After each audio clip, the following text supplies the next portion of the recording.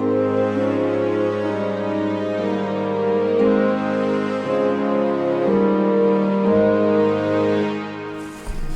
evening. Welcome to this special edition of the Plimpton Board of Selectmen's meeting on February 16th, which is a Thursday. This meeting is being recorded for cablecast and YouTube presentation by Area 58 Community Access Media. The video of this meeting is not to be considered an official public record. Okay, we're meeting tonight because last Thursday was a snow day, and that kind of messed up our posting of meetings, and I'm going to be away next week. Christine's going to be away the following week, and we just wanted to get this settled, so we threw in an extra meeting. Okay. So I'm actually going to go through the agenda because I think these things will be relatively quick. The first is to authorize the chair to discuss some contract questions with town council.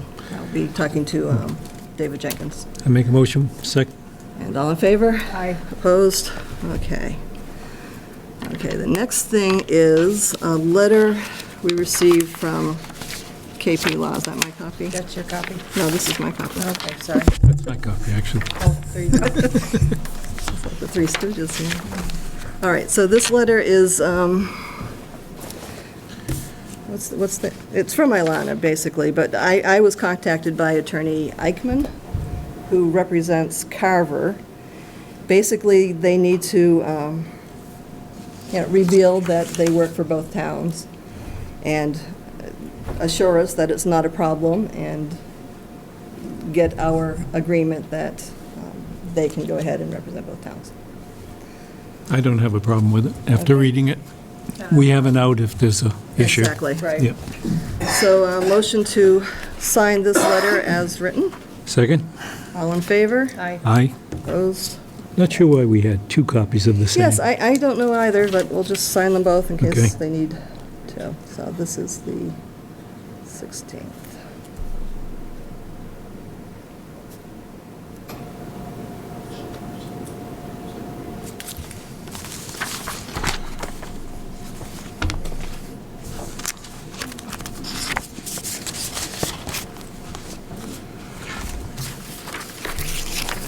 Okay.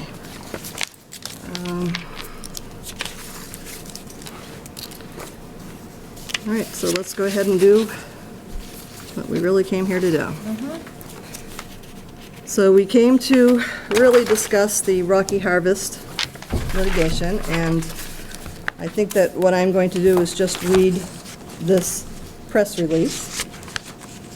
And we have a 3-page chronology and some other information if you have questions. The Board of Selectmen has settled the litigation regarding the withdrawal of water at property located on Brook Street, originally part of the 259-acre farm owned and operated by R&M Realty Trust, and now owned by Crescent Harvest Moon and Rocky Harvest LLC. The litigation is being dismissed, and the parties have signed mutual releases to resolve all existing claims.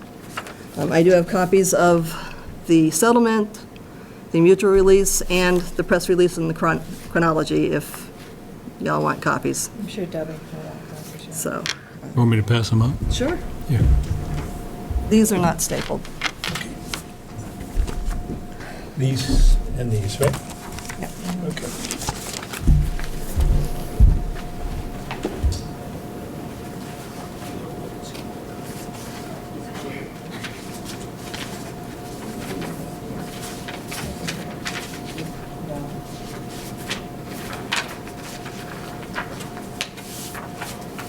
Thank you. Paper. Absolutely.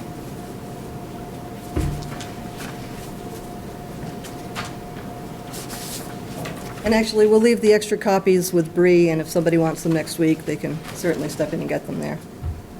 It'll probably be online And as you'll well. need a copy. Yeah. John, can I have a copy as well?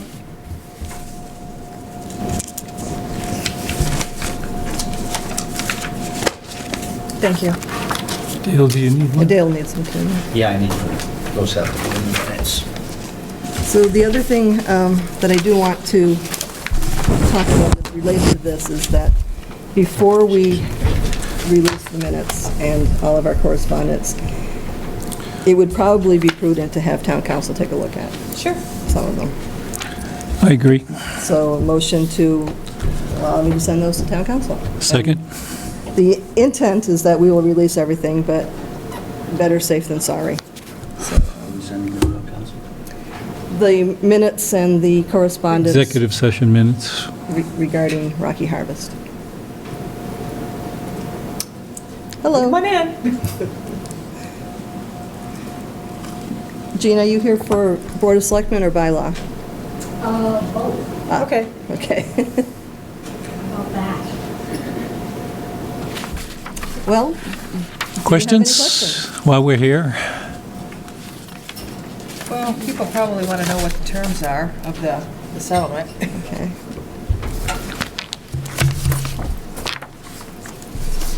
So, should we read it or just try and give a synopsis? You can give a synopsis.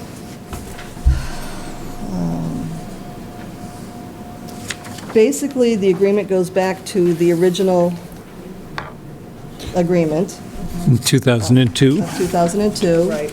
With the addition of a restriction on Monday holiday hours. The town will receive $20,000, which will satisfy Rocky's financial obligations for the past payment of inspection fees. Beginning in January 2017, although technically I think it's March 1st. On March 1st, we'll begin getting payments of $13,500 a year, every year, On March 1st. on March 1st.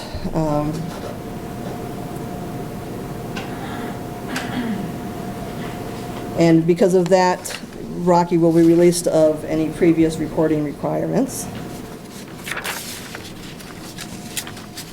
Rocky is the successor to the original owner.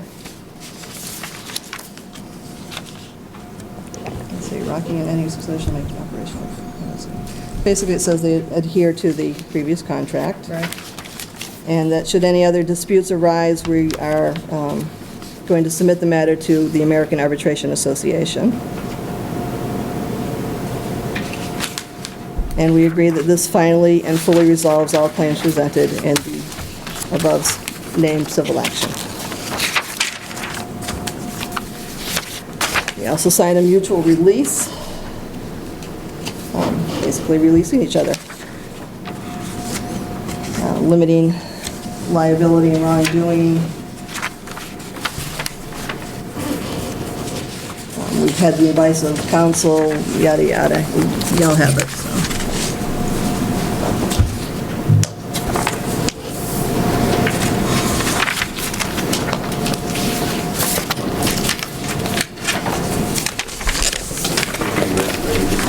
Yeah, sure. Money that is now owed to the town, and my estimate is probably a couple $100,000, what happens to that?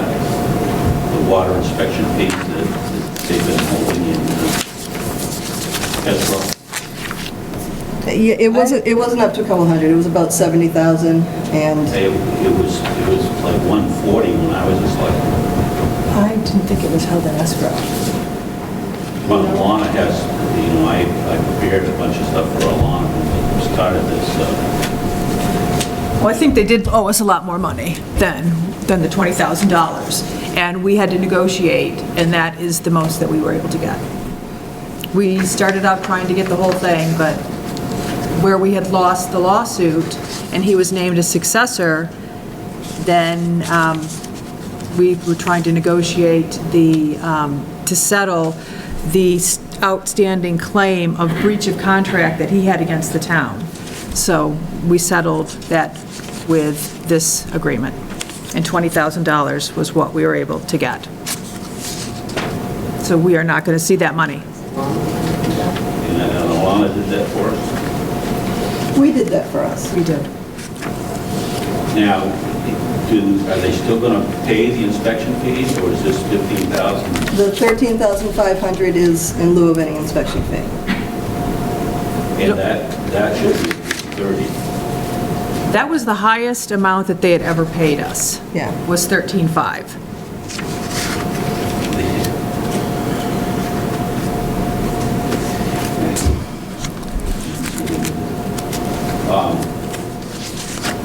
I know you probably think they were pumping more water. This is the highest amount they ever paid the town. This is what we were able to get. The issue is they have two related parties. One owns the thing, the other one runs the water company. And they've got a related party agreement whereby they were giving us that information as their income, which it's not. It also goes back to, and it's in the judge's decision, they talk about an agreement that was between two parties. On the face of it, you think it's an independent agreement. It's not. Both parties are owned by the Rose family. In the judge's decision, and I think I told you guys that, there was a lot of errors. There was faulty testimony. The other thing was, I didn't attend the court case, but people that did, the judge fell asleep twice. He suggested that the Rose family might plant 2 tomato plants so that they can pretend they're a farmer. So, I mean, there's an awful lot. I mean, I think this should have been appealed. I think it's a bad decision. I don't think so. I disagree. I think that we were in a very precarious position with the letter that Joe Freitas had provided them. And even though you said that you tried to discredit it and say that it was not a board decision, that letter was out there, and it put us in a really tough spot. We were advised by town council, when I found that letter, town council, Alana Quirk, advised me to send a letter saying it's not valid, which I did. And she told us, not only did Joe not have the authority to revise that agreement, the full board didn't have the authority to revise that agreement, and it would have to go to court. The judge that did the original verdict or agreement would have had to change it. That was the advice given to us by town council at that time. Okay. Well, that would have been O'Toole, because he was the... Pardon me? That would have been Judge O'Toole. He was the original judge that provided the settlement agreement. Well, with everything, all of the information that we had, and I think this is the best decision for the town at this time. Is there any plan on how to enforce the hours?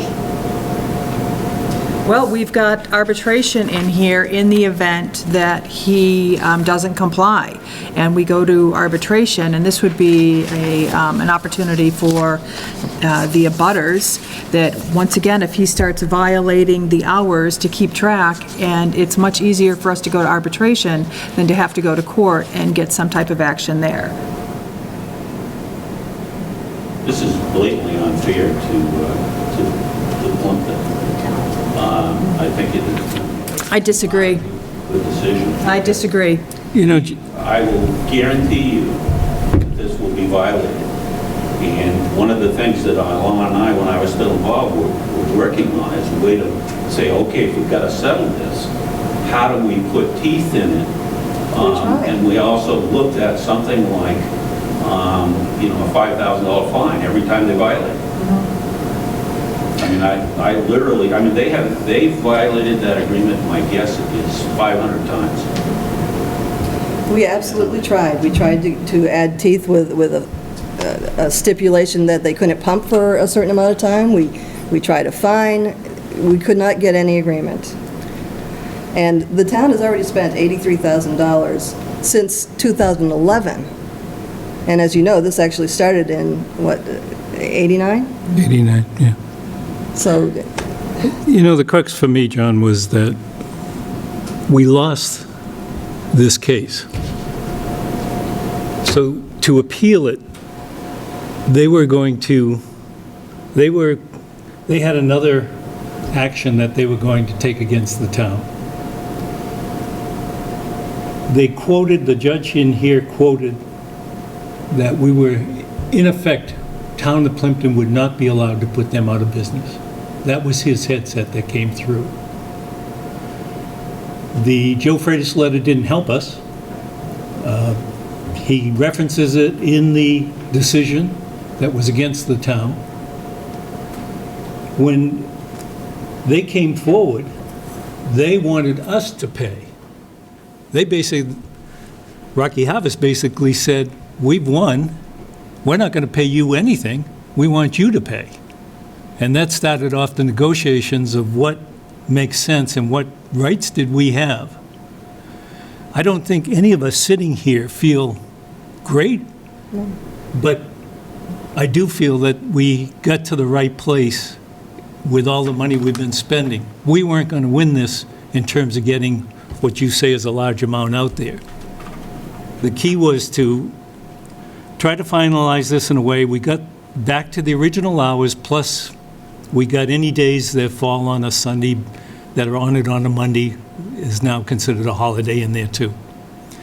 We got an agreement that the 265 acres that are under Crescent have to be for agricultural use only. Any change in that negates the agreement. So that stays agricultural. Is Jeff Smith a party to the settlement? Crescent Farm No. is, Crescent Moon is not. Crescent Moon, Crescent Farm is a party to the settlement? in that they are referenced as being the owner of the 265 acres.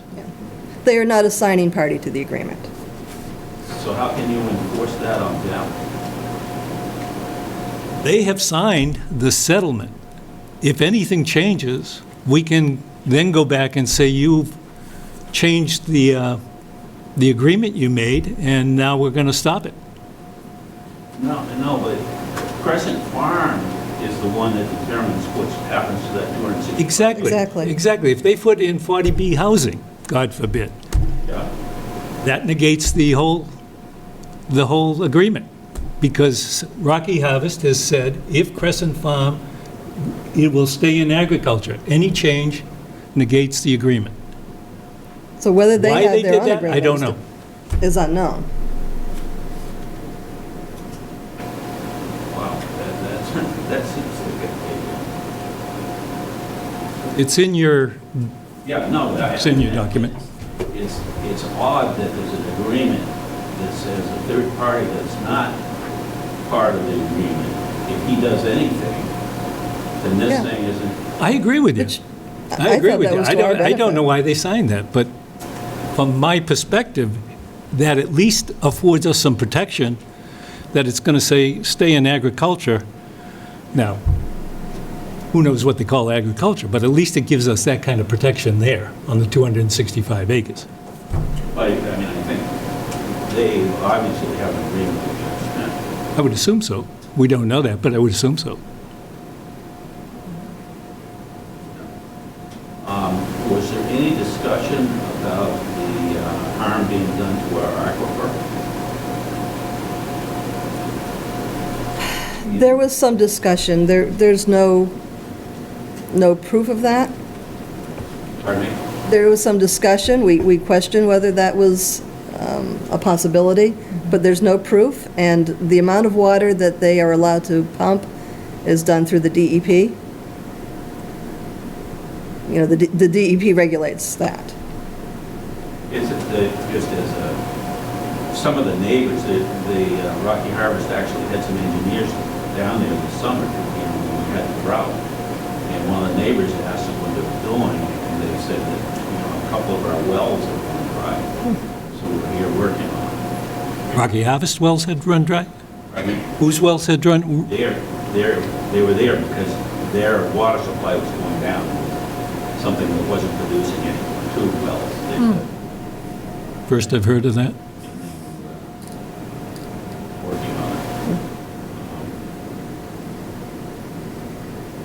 I don't know, and obviously, the butters aren't here, so I guess they're not concerned.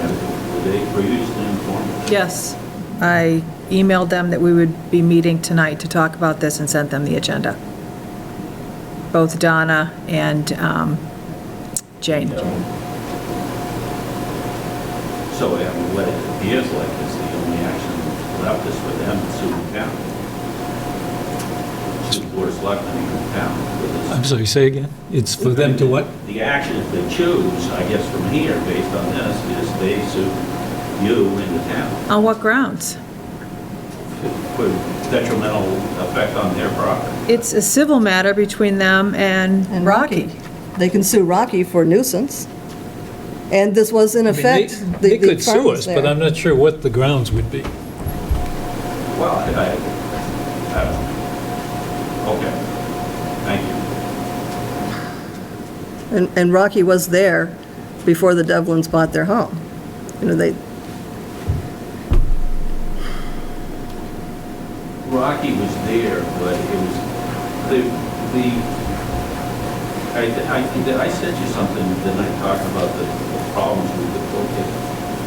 Alana didn't go. She sent a younger person, an underling, who was not informed.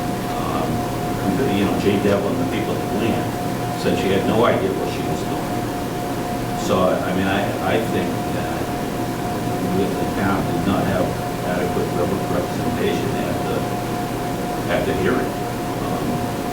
Just the fact that Rose was allowed to say that they're providing 500,000 gallons a day to the Crescent Farms.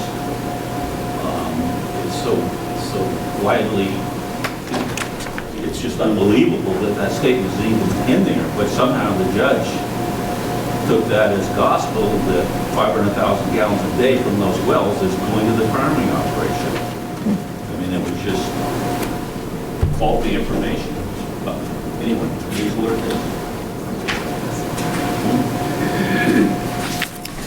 is. okay, so is there any other questions on this? Deb, you good? You'll ask later. Yeah, that's fine. Absolutely. Okay. I don't really think there was anything in the correspondence file. No. Dale, you had a couple things you want to? Yeah, actually, I've got a couple of things. I'm going to Okay. I've got another meeting. I was approached by Charlie Seelig. He explained that the Halifax Finance Committee had asked the town of Halifax to get another appraisal for the land that Kingston wants to sell. We're looking into price. I have a copy of the original appraisal, which was done in 2015, and I'm not sure, August, I believe, of 2015, so it's a little over a year old. I'm not sure how much, but it'll probably be several $1,000s to get another appraisal. So again, it's just food for thought at this point. He's bringing it to his board if they... So about $4,000 and we would split it with Halifax? Something like that, yeah. And I mean, the price has probably gone up. I mean, it has generally everywhere in the state in that period of time, somewhat, not a lot, but I mean, it has gone up somewhat. So it may be worth doing that because that would obviously change the sales price of it. But is it going to do anything? What do you mean? What's going to happen with the appraisal? Well, if the appraisal, it's currently appraised at $250,000. I mean, if the appraisal comes back at $275,000, now that's the fair market value for the property, then obviously the agreement would have to be renegotiated to the higher price. Well, and it, you know, for $2,000, give or take, we would get 11% of the 11% of- $25,000, Yeah. assuming it was a $25,000 increase, which again is, well, close to break even at that point on it. But again, it's food for thought for the board. If he comes back and, I mean, his board may just say, no, forget it, go with what you got or whatever, and that was the gist of that. And I told him I would bring it to my board on tonight, and I believe it's probably Tuesday or so before he can bring it to his next week. so you can report back to us on the 27th. Yeah, I'll let you know. I just wanted to put it on your radar screen at this point. The other thing, too, this comes from me from Deb Stewart, but I believe this was also the veterans agent. They were requesting an article which we would basically adopt Mass General Law, Chapter 60A, Section 1, which allows an excise tax exemption for active duty service members in the town. I have the language for it here, I can read it, but it's if on active duty military duty outside the continental United States for at least 45 days of the excise calendar year, and then if the serviceman who qualifies and owns more than one vehicle, they have the exemption applied to the vehicle of their choice. All in all, it's not it's not a huge expense for the town if we were to do that, given how many active military members we have. But it's probably a huge takeoff for the soldier, because they don't get a lot of money. So that that article will come up on the warrant, and you can yay or nay it at that Okay. point. Yeah. Again, I just wanted to put that on your I radar think that's a screen. good idea. Yeah, I do too. I think it's a great idea. Yeah, and John's not here, but I did check. He had asked me to check into the projection for this room. Right. And the price, without actually coming down and pricing it out bit by bit, it's about $5,500 to do. Drop screen, aerial projector, tie it in so that they can Okay. play with it over And are there. we still thinking of putting that in on the grant? Yeah, I think he is, yeah. Perfect. Okay. Okay, and I think that's it. Do I have anything else? No, I'm checking with the insurance company. She hasn't gotten back to me yet, but our Council on Aging driver had asked if anybody had a problem with when there's a lot of snow expected on a particular night, of him taking that vehicle home, because sometimes he has to be out at like 6:30 in the morning to take somebody somewhere. And assuming it has no effect on the insurance, it'll be up to the board whether he wants to do that or not. I really don't see it, in this case, I don't see a huge problem with it. It makes it much more convenient for him, and it's one less space they've got to worry about plowing in the lot. Well, And- as you said, as long as it has no effect on, Yeah, well, that, when I find The that out, garaging portion. I will let you know. assuming it's off the street or whatever at that Right. location. And I think pretty much that's it. Pretty much that's it. Oh, the only other thing was, you remember we had the meeting and the Historical Society was here? And I guess the issue was they were trying to figure out what they can use their funds for, the funds that they got from Right. Elizabeth Dennett. Well, I thought it was just going to be, oh, fine, no problem, I'll just go to probate court and pull the information from her estate. There is no estate in probate county, in Plymouth County for her, which is interesting. Because I know she did leave money to the library. It comes out of a bank. There's bank accounts, and they have banks there. And I don't know whether, I don't know. I mean, it's odd. There's no probate for her in Plymouth County. And she was, in the last stages of her life, she was in Lakeville, which is still Plymouth County, so it still should show up. So just, that's an FYI. Now I've got to Why go don't hunt you back with the bank. reach out to Terry Patterson? Terry Patterson was married to Helen Patterson, and Helen was Elizabeth Dennett's niece Right, she passed away too, didn't she? last Yeah. year. Yes, she was in It may be that there's some, because I know there's specific requirements for what you can use the money for, as far as the money the library got. So I'm sure there is with the Historical Society too, but I'll have to find Did you that. have something, Deb? You looked like you did. What about, is it a letter that they have, the library has, that says exactly how the money can be used?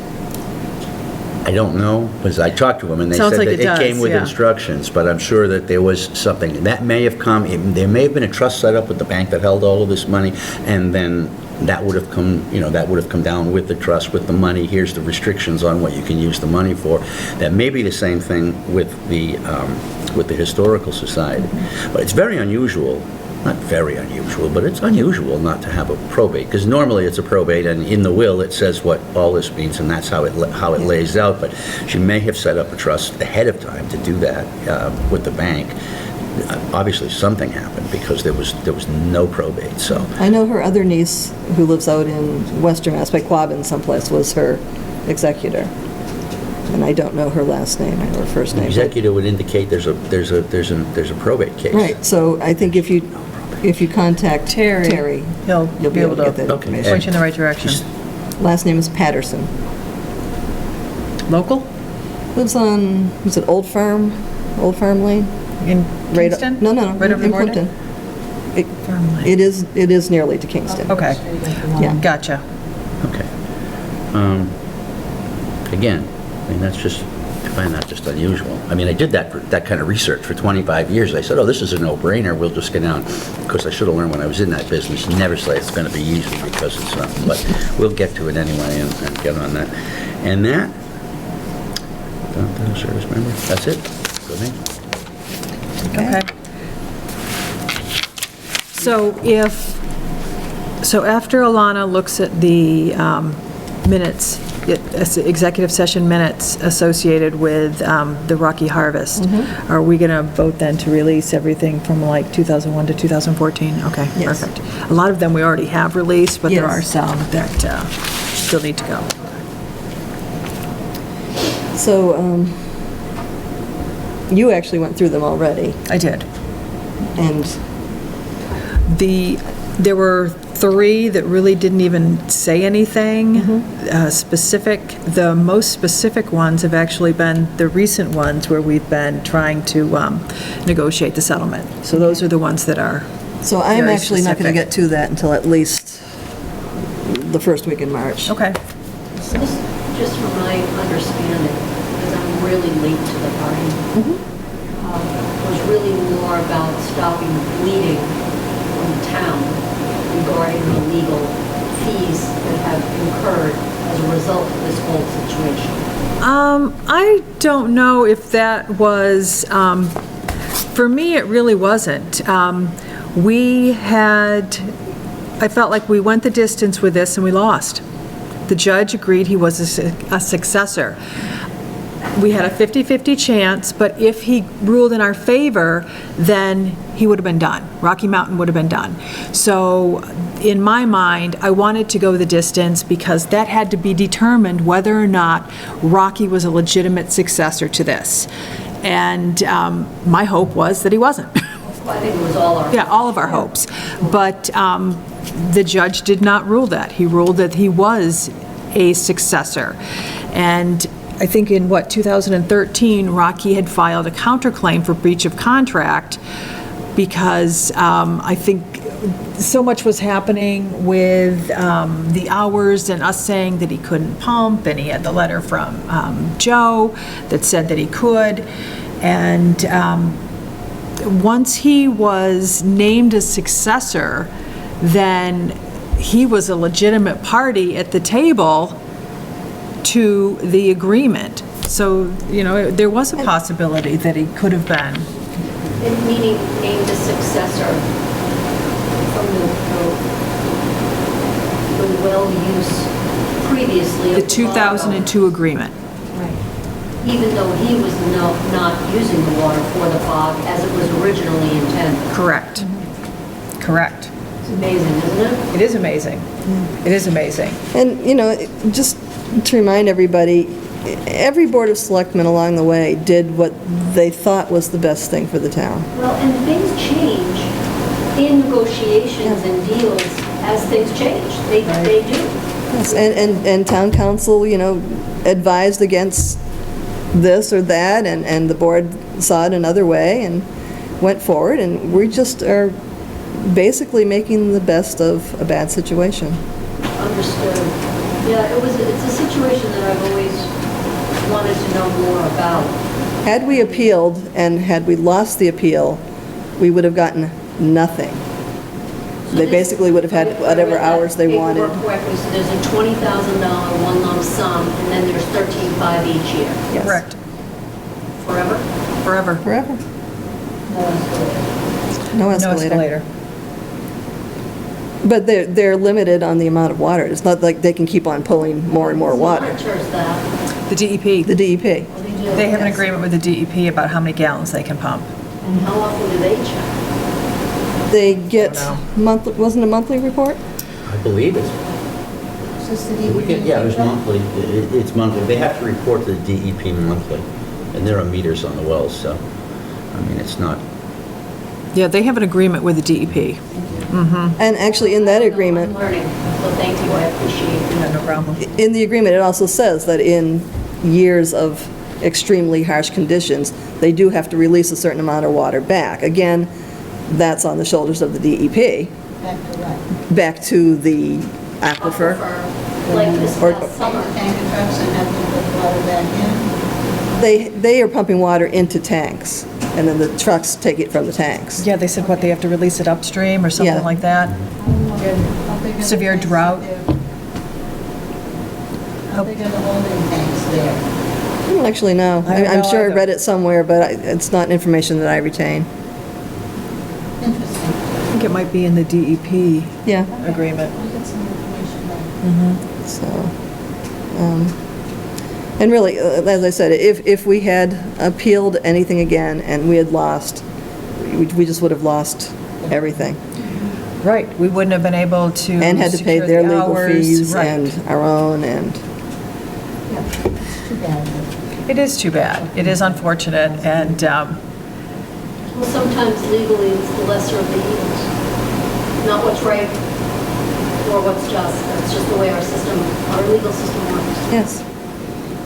well, and even the time that passed since the original agreement in 2002 and now, the climate has really changed in the courts, where they are more pro-individual than they used to be, where, the town is really, it's just, they've changed, the climate has changed. Yeah, more likely to side with the business than the municipality. So, Well, if it means enough to people, they'll take it to the people. Like you said, it could be a civil situation if that's what they want to do. Nothing stopping individuals from, doing whatever it is they're going to do. so, This world of exposure that we live in. Absolutely. Digital shame. We're 6:30, right, Colleen? we are, yes. Yeah. So, public safety, and we don't really have a report on here, but we did actually come up with a building, and I think we It looks can great. probably get our funding in order without hitting the town too hard. And we will be revealing that very soon and talking to people, and I think it looks pretty good. I'm really encouraged by that. Yeah, it does, it really does look nice. And we had our, Take after the entrance. Yes, yes, and it's around, it's 6,200 square foot building, which is a very, very reasonable sized building. So I think we'll do pretty well with that. we had a meeting with the Collins Group last night where we're working on our 5-year CIP plan now, which is really nice. The timing is great for us. So we reviewed all of the projects on the master plan last night and made adjustments as necessary, pushing things out or bringing them up for years. And it'll be nice to have some guidance on how to budget for everything that we need to do in, for upcoming projects. So that's a good thing. So, did this come out of Dale's report? Do you want us to talk to this? no, I just was passing that around and telling you that's the only one we have, and the gentleman is recommended, and we can either vote to make the hire now or wait, but probably better off if it was done now, because Darrell is leaving the 23rd or something like that of this month, and they should overlap a little bit just Right. for some training, so. And you've met this person, and I haven't, no, but. John has. Yeah, John has, he's very happy with it, and comes recommended from Jimmy Mulcahy and from Darrell himself, actually, because they all know each other. Okay, so, He's, he's local, gentleman, he's in the right, sort of the right situation. This will be a good little part-time gig for him. We had one other application, but it was withdrawn because I think the person misunderstood. I think they thought it was kind of a full-time facilities thing, and, younger gentleman looking for a much more up-type job. Okay, so do you want a motion to hire this person? Or I make a motion to hire this person? Do you need us to name? You can, if you want, yeah. Okay, I'll make a motion, we hire Stephen Sorrow as the Town of Plimpton custodian. And this would be what, effective immediately? Yeah. Yeah, effective immediately? Mhm. Okay. Okay, second. All in favor? Aye. Aye. Good. Well, that's exciting. Welcome aboard. We have some minutes. We have executive session minutes from February 6th. Did you have anything? No, I didn't have anything. Okay, my name is misspelled in the first sentence. And I would actually change the would to could. Okay. Which is really very minor, but. And I think, Dale, that you were going to get us some comps from other towns on the, Yeah, actually. that position, I'm yeah. gonna So try to get that's tied not- up with- that's not to be added to the minutes, that was just my Okay. note. Okay. And then we have your minutes from, All right, so, motion to approve those as amended. second. All in favor? Aye. Your minutes from the DOR last night, I had no issues with them, so Okay. motion to approve them as written. Second? All in favor? Aye. Aye. And then we have Bree's minutes from the 6th. I had a change. She had John, and let's see, and member John Williamson. He's not, he is Oh, the and Historic Commission, not Historical Society.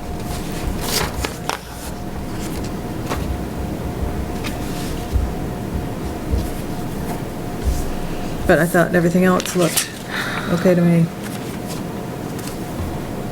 Oh, okay, she said that I found the front door locked. I didn't find it, I was told that it was unlocked. So Okay. Again, minor. So motion to accept the minutes as amended. Second? All in That's favor? February 6th. Aye. Aye. It's February 6th, okay. All right, our next meeting is February 27th. Next Monday is a holiday. And I think that's it. Do you have anything else? No. So motion to adjourn. So moved. Second. All in favor? Aye. Good night. Thank you. Good night.